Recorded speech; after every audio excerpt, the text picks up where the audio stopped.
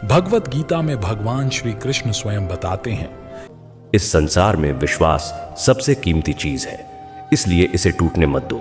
जीवन में सच्ची शांति तभी प्राप्त होती है जब मनुष्य अपने भीतर की शक्ति और संतुलन को पहचान लेता है। जिस मनुष्य के जीवन में भोजन और भूख, बिस्तर और नींद, धन और धर्म के बीच संतुलन बना रहता है, वही वास्तव में समृद्ध कहलाता है। जो लोग अपनी गलतियों को स्वीकार करने का साहस नहीं रखते, उनसे हमेशा थोड़ा दूर रहना ही बेहतर होता है, क्योंकि उनके साथ बने संबंध अक्सर स्थायी नहीं होते। संसार में मुख्य रूप से 3 प्रकार के लोग पाए जाते हैं।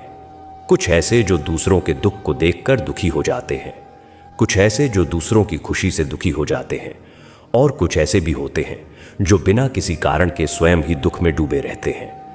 जीवन में किसी भी बात का अत्यधिक पछतावा मत करो, क्योंकि यदि वह घटना अच्छी थी तो वह सुंदर अनुभव था, और यदि वह बुरी थी तो वह एक महत्वपूर्ण सीख बनकर आई थी।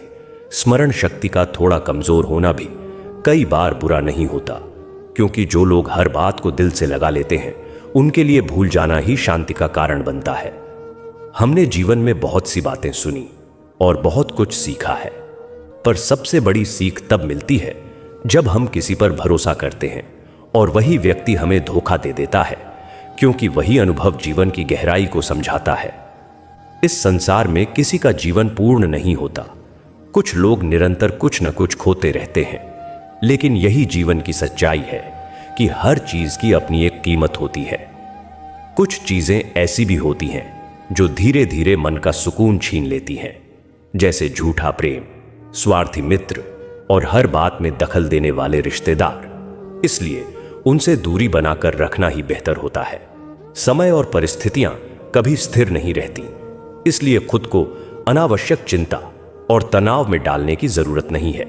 चाहे हालात कितने भी कठिन क्यों ना हो, यह विश्वास बनाए रखो कि समय अवश्य बदलता है।